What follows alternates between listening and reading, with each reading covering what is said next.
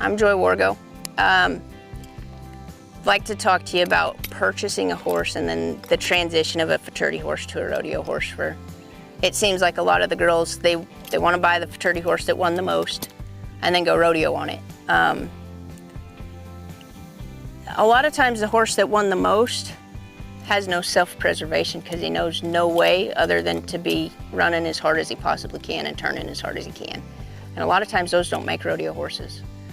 I think if you're shopping for a rodeo horse, it's important to look for a horse that has a stood-up kind of style of working that will keep you safe when the ground's not safe, when the ground's poor. I think it's also probably going to offend a few, but there's times that we all want to go shopping for a 1D horse, but we're not willing to put in the time to ride a 1D horse. And it's not so much that they're necessarily a ton of extra work, but actually sitting a 1D horse is a job. It's difficult to ride one that runs that hard and turns that hard and is that strong or explosive in their turns. And if you expect to be successful on one of those horses, you're going to have to put some time in. And it's butt and saddle time, not just buying the one that won the most. It's actually doing the homework during the week so that you can have success on the weekend on them.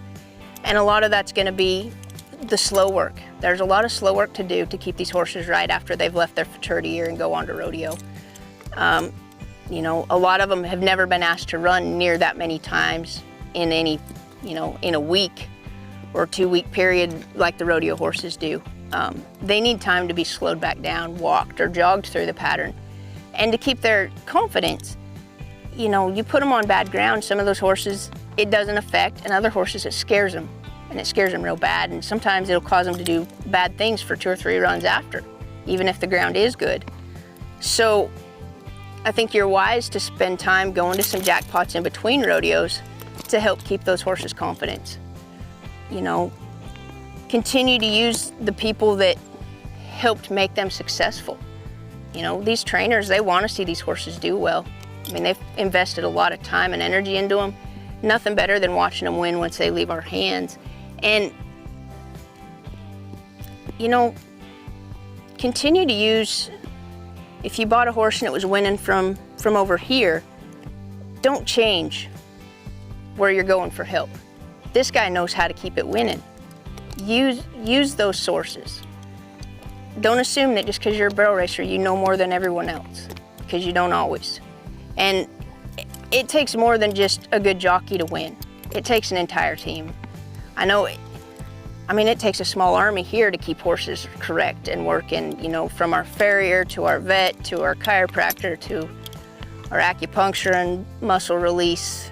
There's so many people that are part of it that it really does, it's not a job that just one guy does. And I think you need to be realistic when when you do go shopping for a horse, whether it's an expensive horse or a cheap horse, a 1D horse or a 4D horse, be realistic on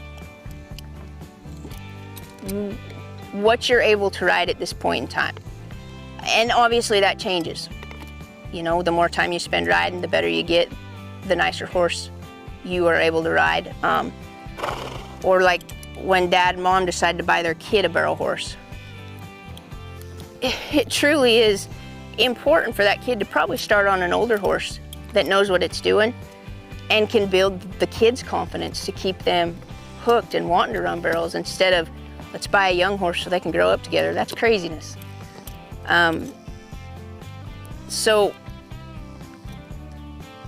if you have the opportunity to use different resources, and a lot of them, and be smart about where you purchase horses. Just because somebody's winning doesn't mean that they're a good person to buy a horse from or a good person to trust on what fits you and what doesn't. Be smart about if you're pre-purchasing horses. And if it costs a lot of money, obviously if you're doing insurance stuff, you're gonna have to have a more thorough pre-purchase exam. But no matter what amount you're spending, you're wise to pull the blood to see if that horse has had any medications or drugs, to to x-ray everything if you can do it. If not, you know, it's smart to know what their feet look like, and their knees and their hocks and their stifles, and, you know, to have them flexed off. And then, although that's not a guarantee, I mean, any one of them can walk out of a stall tomorrow and something bad happen, or tonight while he's in his stall, you know, he could get cast or break a hip or all kinds of crazy stuff. But, you know, just, there's a lot of people that would like to see everybody have a good experience so they continue to run barrels and continue to buy horses. Look for those people you can trust, and the ones that are in it to better our industry in the long run and not just themselves today.